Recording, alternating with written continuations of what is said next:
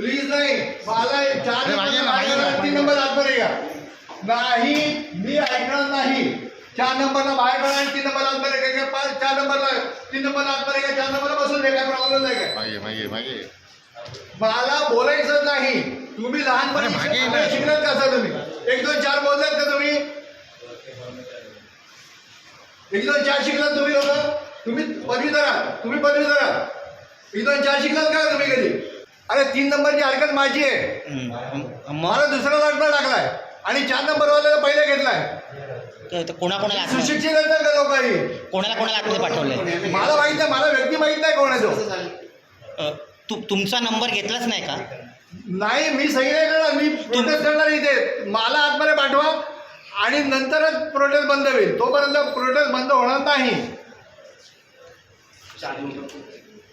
1 2 4 कसे घेतलात तुम्ही सिरियल 1 2 3 नंबरची हरकत माझी आहे मग मला वगळून तुम्ही 4 नंबरला कसं घेतलं आतमध्ये मागे तुम्ही सगळे 1 2 3 बोलले ना